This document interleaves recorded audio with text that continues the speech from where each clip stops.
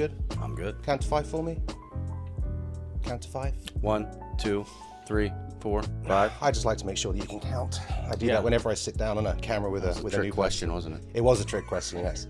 So introduce yourself. Who are you? I like to say, what's your name and who do you work with and what's your position and all that good stuff. All right, Sean Elliott, President and CEO of the YMCA, the capital area here in Baton Rouge. So you're new, I understand. I am very new. I am day 32 on the job, Stuart. 32. So we as a production company have been working with the Y for a very long time, like 15 years. So I'm a little nervous because you're the new boss, you're the new man in charge. I may get someone fired or I may get fired. So let's roll with this, shall we? Let's go with it. Okay, so we are at July 1st right now, and you've been here 30 odd days. Yep, May 27th was my first day, right after Memorial Day. Where did you come from? Where did I come from, Stuart? That's a great question. So I was the president and CEO of the Greater Green Bay YMCA for the last 6 years. So exact same temperature, as right here in Baton Rouge in Green Bay. Okay, so Green Bay. I've never been to Green Bay. Is that like born and raised in Green Bay? No, I was actually born and raised in Philadelphia. So I spent 14 years of my career before I was the president and CEO in Green Bay in Philadelphia. So you are an implant?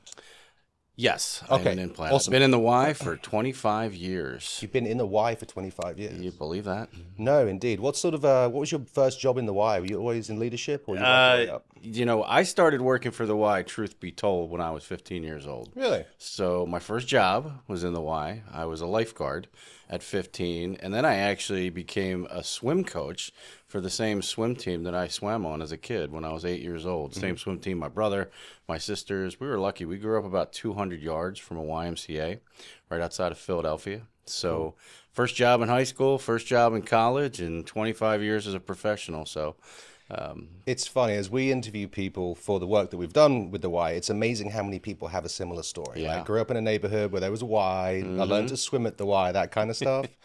When was your so Green Bay? There's got to be a lot of difference. So I'm an implant too. I don't know if you can tell. I can. I came here many decades ago now. Okay. So this is what a British accent sounds like after 20 years in Cajun country. Oh. So I can appreciate different perspectives. And I just thought it'd be interesting to ask you, from your perspective in Green Bay, coming to Baton Rouge, did you know Baton Rouge existed before you applied for a job here? I sure did. You did? I sure did. I knew that the YMCA here in Baton Rouge existed. I had a pretty good knowledge of the history of the YMCA here in Baton Rouge. And I thought it was, I knew New Orleans. Now, I was a stupid 17-year-old when I moved here. So I knew New Orleans, but I didn't know Baton Rouge until I moved here. How have you found the Greater Baton Rouge area? I love it. I mean, again, it's 32 days, right? Yeah. So the people seem great. The main reason I took this job, to be quite frank with you, was when I was interviewed, I met some great staff. I met some great board. And, if you're going to run a YMCA and you got great staff and you got great volunteers, then the rest of it tends to really be a lot of fun. So I think the people have been amazing, just what I had hoped for, just what I think my instincts are. The food is out of this world. I mean, truth be told, it kills me as a Philadelphia kid to say this, but this is the best food I've ever eaten in my life. So it is. So that's, I guess, good and bad from a workout standpoint, right? Sure. So, incredible staff, incredible volunteers, solid YMCA, and really a community, I think, that's really ready for the YMCA to grow, to step up and do some more things. So how are you, because, the YMCA is pretty big here. How are you going about sort of meeting that many staff and meeting the community? Are you structuring that, or are you kind of letting it happen organically? Both. So I had a goal to meet with 100 community stakeholders in my first 90 days. So I'm probably going to wind up lapping that goal. I think I'm going to wind up meeting with 200 people in my first 100 days. So everything from board to staff to community partners to folks like yourself, Stuart. Mm-hmm. Just really getting out there in the community, because you only get one chance to be new. And so far it's been a great ride, and I'm looking forward to the next couple of months of meeting people. That's fantastic. So for those that maybe, for the very few people that don't have a Y membership, what has the Y got going on right now? Lots of stuff. I mean, our three pillars are healthy living, social responsibility, and youth development. So, hey, we got summer camp going on for kids. We've got health and fitness always as a big core of what we do at the YMCA. We got youth and teen programs. We got active older adults, pickleball activities, things like that. So, really the YMCA's mission, I think, is to serve people at all ages. So whether you're 8 or whether you're 80, there's something to do at the YMCA. So stop on by. We've got multiple locations, and we'd love to have you. So you've got a new, what is that over on Foster? You've got a Y that you've had closed down for a while, and if you haven't gotten around to that, just say I haven't got around to that yet. But that development over there, you've got, is it residential plus a Y that you've rebuilt? What is that? And what's it's a pretty amazing project. So there's a workforce housing component over at I think you're referring to AC Lewis over in Mid City. Mm-hmm. So what we did was we tore down and rebuilt the AC Lewis Y, which I think has been serving the community since the 60s. But a big piece of that project was to also do a workforce housing component. So there's basically an apartment complex in the back of that YMCA. So while my wife and my daughters were sort of packing up the house in Green Bay, I knew I'd be down here for about 30 days on my own living the bachelor's life. So I actually got an apartment there because I wanted to experience firsthand what those apartments with both feet, yeah. Yeah, so I can tell you and I can attest that those apartments are very, very nice. They are a great amenity for Mid-City and the community. And oh, by the way, you've got a wonderful Y right next door that you can pretty much walk to. So what is the interest that the Y has in developing housing like that? What was the thinking behind that? Yeah, I think it goes to the social responsibility piece of our mission. Okay. So, a lot of YMCA's, I don't want to say date myself, but back in the day, did housing. Some of them did them in their YMCA, so you could basically get a room at the YMCA. A lot of downtown YMCAs did that. There's still a lot of YMCAs that do that up in the Northeast, mostly up in the New England area.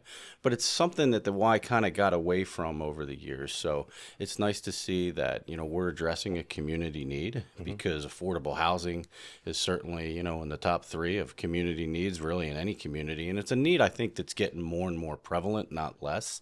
So from a YMCA standpoint, our programs really are supposed to reflect the needs of the community if we're doing them right. And the thing is, those needs change. So this is a need we're proud to address, and certainly having a YMCA right next door to do all the other things that the Y does is pretty cool. So as a Y member myself, I remember before I got married, I would get up every day at 4:30 and I'd go to the... God bless you. Yeah. This is when I was single with no kids, so that's changed a lot now. So I would go to the Y and I'd exercise and stuff, and a lot of the seniors get out early in the morning as well. Sure. And my favorite way to start the day was after the exercise, just go out and have a cup of coffee in the foyer in the front, and there's always groups of seniors having little conversations about what was the last conversation you had with one of those groups of seniors at a YMCA? Oh, I know you did. Oh, many. You do. Actually, even before I started, I came down here and I, wanted to what we call in the Y secret shop. So went to all of our locations, and again, interviewing for the CEO position, you want to meet as many members and as many people as you can. So I was over at our West Side location, our Dow YMCA across the bridge. Location. Great location, great people, walking through the hallway and just introducing myself really as kind of a new person in the community, and bumped into these 2 amazing women who were seniors who proceeded to tell me how great the Y was. Sure. They certainly told me what they wanted to see out of the Y, which was to cover the pool on the outside. But, that's really what the Y, I think, is all about, is the engagement business. It's the one place, because I think place really matters in our business, that no matter who you are, no matter how much money you make, no matter what your background is, it's a place where everybody belongs. Mm-hmm. And I think in this day and age, this is a pretty great opportunity for the Y to really amp that up. Sure. So, when you see back when you worked out at 4:30, it's still there. There's still what I call your early morning communities of people who get up before the sun even comes out, get their workout in, and, just sitting at the front desk, just watching people, talking to members. That's something I like to do. That's something I think that's coming up pretty soon, where I'm going to just spend some time just being at the Y. Yeah, I always find that whenever I go, there's always someone that, strikes up a conversation. There's conversations going on. It's kind of like a community center is what it is. Yeah. It's as nice as the facilities are. You're gonna make a whole circle of friends and support and things that you're not going to expect until you show up. Yeah, I mean, the number one reason that people stay members of the YMCA, and we've done a ton of research on this, is because that's where their friends are. That's where their relationships are. That's where their people are. And, it's a huge piece of what we do. We're really in the engagement business. So having kids engage with other kids, seniors engage with other seniors, folks like yourself who work out at 4:30 in the morning. Not anymore. To engage with other people. If I got up at 4:30 in the morning and left the house, my wife would be like, "Where are you going?" Yeah. So, what metric do you have any metrics that you measure? Like how do you measure success when you're the Y? Yeah, there's a bunch of metrics. I think one of the big ones that we measure is retention. Okay. So, it's probably the core metric that we take a look at is, okay, people join the Y, but how many members are still members of the Y in a year? And really, that's where our business model from a health and fitness standpoint is very, very different than, say, for-profit models, where, they're focused on a lot of promotions to drive people in the front door. And again, so are we. But we're really interested in locking the back door and getting in the folks, nicest possible in the way. nicest way. And really, the stickiness of our membership, what we like to say, is the relationships that people are going to develop. So, we track retention. We always look to have that number, say, at 65, and in some cases I've been in Ys where that's 70%. Whereas if you look at a for-profit model, they might be half of that. Sure. So again, I say sure like I know. I'm not in that business, so I don't know. But sure. Yeah. That's really what they're focused on. But the retention, I think, is a big one, and it also goes for programs. So, for example, you put your kids in swim lessons or childcare at the youngest age. Are they going through the gamut, so to speak? So, did they go through all the sequence of swim lessons? Did they go through all the sequence of youth sports? Because, again, I always substitute the word retention with quality. Mm-hmm.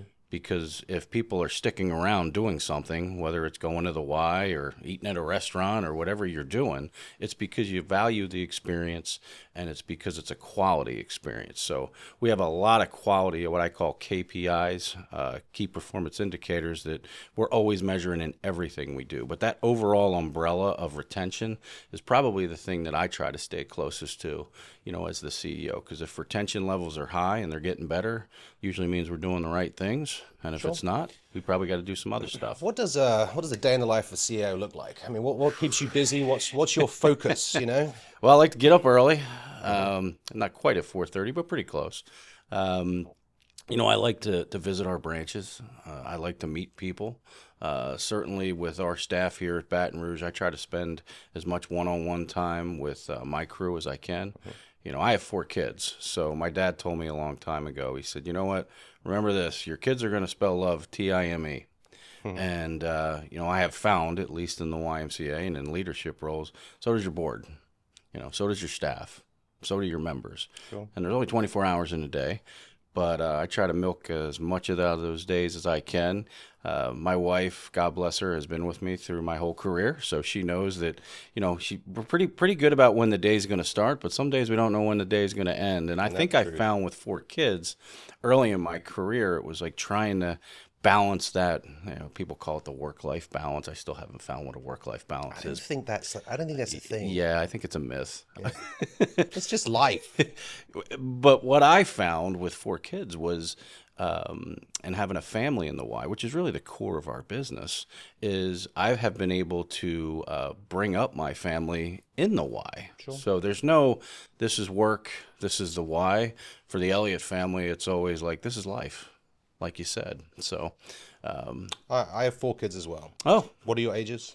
So I've got 21, 20, 18, and 14. So do you get that? Because I'm not there yet. I've got 7, 8, and 15, soon to be 16. Okay. I hear that the federal government gives you some kind of an award when the kids reach 18. Is that true? I'm still waiting for that award in the mail. I keep hearing it's coming. Like they should. They should. The amount of time and effort it takes. I tell you. Yeah, and they should give you like a Congressional Medal of Honor or No something doubt. like that. In fact, speaking of time, so I don't want you to think like these shoes here. These are my daughters. I had my twins here in the studio yesterday. They were kicking around. I think they're going to take after daddy, and until they get to about 13, I think, when they're going to hate me. I think isn't that how it goes? Yeah, it's pretty much like that. I have 2 boys and 2 girls, and ironically, I grew up in a house where I was the oldest of 4, 2 boys Really? and 2 girls. But I tell this story. By the time my sisters got to be of high school age, I was in college, so I don't remember that as much. But I'm telling you this story to just, be vulnerable and say that when my daughters turned into teenagers, I've never felt more inept or inadequate as a parent. And I look at my girls now. There's 7. They'll be 8 in January. They're twins, identical.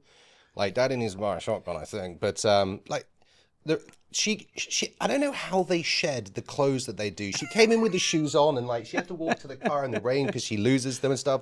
But they're beautiful, and they're terrifying, and they're smart, and oh my goodness, I don't know what I'm gonna do with them. yeah, and you know what? It's tough to be a kid. I mean, geez, I don't know. I'm 53 years old. I mean, now I see my kids grow up, and I think, geez, it's tough to be a kid. It's tough to be a teenager, and you know what? They got a lot of challenges that you and I didn't have back in the day. I'll tell you that. I have 2 rules when it comes to parenting, and this is I consider myself to be new at this. I'm always looking for advice and support. But the first is it's a good day if the kids are alive. First job as a parent is keep them alive. Yes. And the second thing is that they didn't ask to be born, so just love them. Just love them. Yeah, all the things they do, they didn't ask to be here, so that was on us. So all right, well that's kind of cool. You're you're from Green Bay. Personal stuff. What do you do outside of work? You have any hobbies? I do. I love to play golf, and I wish I could tell you I was good at it, but the more I play, the worse I get. But to me, golf is a great opportunity to spend time with people. And, if you've ever seen my golf game, it really doesn't have any business on a nice golf course. But it's the one place where, again, whether it's one of my kids, whether it's a friend, whether it's, a staff member, like where else are you going to get 4 hours, to sit with somebody who you like and spend time with? Well, you start a podcast. Exactly. And I think that my kids learned that trick, especially my boys about halfway into saying, hey, you guys should pick up golf. They realized that, Dad, this is just a way for you to spend time with us. And I said, well, you got me. But I love to play golf. I don't play as much of it as I would like because it is so time consuming. I love to read. I love reading. What kind of stuff do you pick up? I probably read a leadership book every 2 weeks. So my youngest daughter, Evelyn, she also likes to read. So I try to have a different thing with all my kids. Sure. So my thing with Evelyn is we go to the bookstore every Sunday. Oh, cool. And we usually pick out a book. Yeah. And I have coffee, she has a hot chocolate. And it's become sort of a ritual in our house.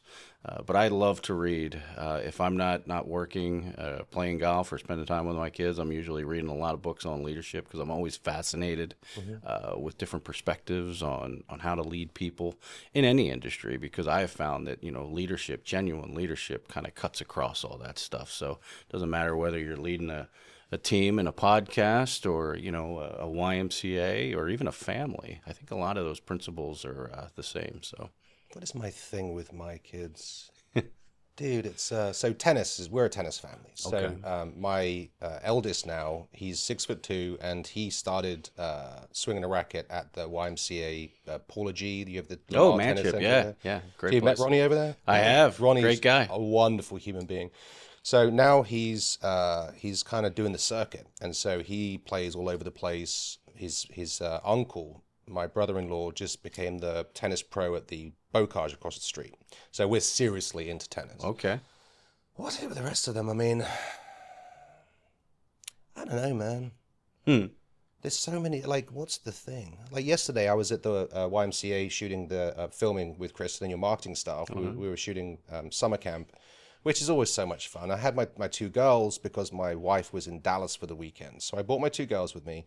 and my director of photography has a still camera he carries around with him, and they're taking pictures. Well, they're fighting over the camera to start with, and then I'm like, hey, Abigail, why don't you be the model and Victoria be the photographer, and then you can switch. And I said, when you take a picture, you do this. And we're like, so I had these two little 7-year-old cute girls walking around your Y behind the scenes taking pictures of each other. It's kind of cute. So yeah, I'm a big. I believe it's time. I mean, so long as you make time for kids and you know, just whatever fills that time, I guess is your thing. And man, do they have a way of filling that time. So, all right, what's the game plan? Do you have something that you want to bring to this community? I mean, because 30 days isn't that long, Right. but do you what's the future, or are you kind of soaking it up right now? Well, a little bit of both. I think that, we'll do a strategic planning process with our board and our staff, community leaders. Might even have you interviewed, Stuart. Really? If that's part of the plan. I'd love to Sure. interview you as part of that for feedback. But I think in a word, what my vision is growth. And I know that's not necessarily a sexy term, but it's what I've had the privilege of experiencing through my Y career is, we want to serve more kids, we want to serve more families, and we want to serve them better tomorrow than we did today. So, that's a lot that goes into that. So what I see is growing existing programs. I see an opportunity for us to get into some YMCA mission type markets that, maybe we haven't been in for many years here in Baton Rouge. We're talking about full day childcare. A lot of people don't know this, but, the YMCA is one of the largest childcare providers in the country. We do after school care. We've always done that here at our YMCA, and we'll continue to do that, and we'll continue to expand that. But, when you look at needs, even 32 days into the job, one of the big needs that I'm hearing is quality full-day childcare. So will the YMCA have an opportunity to step up and deliver that? Stay tuned. Growth in our programs, really doubling down on our safety around water. I mean, it's a tragic stat, but it's a real stat. Drowning is the number one cause of death for kids under the age of 5. It's the number 2 cause of death for, kids under the age of 14. The YMCA globally, and I would even say locally here in Baton Rouge, we own more water than any other organization. So if any organization is going to step up, way of looking at it, yeah. Yeah, if any organization is going to step up and provide access and affordability to families so that, they can cross that bridge, it should be us. One of the scary stats too with kids who drowned is the number one reason why kids don't learn how to swim. You know what it is? Their parents don't learn how to swim and don't know how to swim. So it's this vicious cycle that kind of keeps perpetuating itself. So from a YMCA standpoint, we need to go out and bring kids to the Y, I think, if for no other reason, to teach them some of those vital skills so they continue to thrive. So I think programs in aquatics, programs in childcare, and then the last one, and I'm sure you've had guests on this that have talked about it, is this mental health. And everybody says mental health. I think in the Y we've started using the term mental wellness.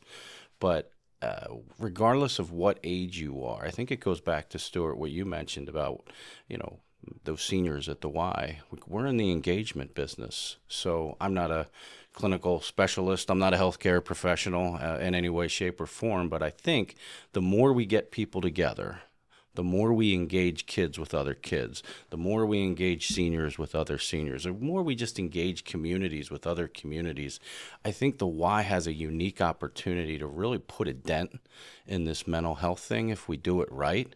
And that's something that I think you're going to see more and more of as well. So that's probably a long-winded way of me saying that we're going to expand what we currently offer. There's also external markets that we're exploring.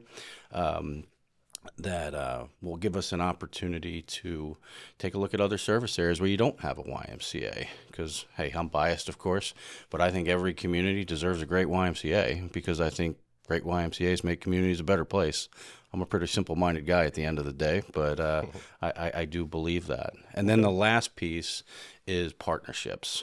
I think that's the future not only of our business in the YMCA, but just the non-for-profit field, collective impact. So, there's a lot of great organizations out there. One of the pieces of research I did before I came to Baton Rouge was to see how many 501c3s, nonprofits, of course, which the YMCA is, how many are in the Baton Rouge community.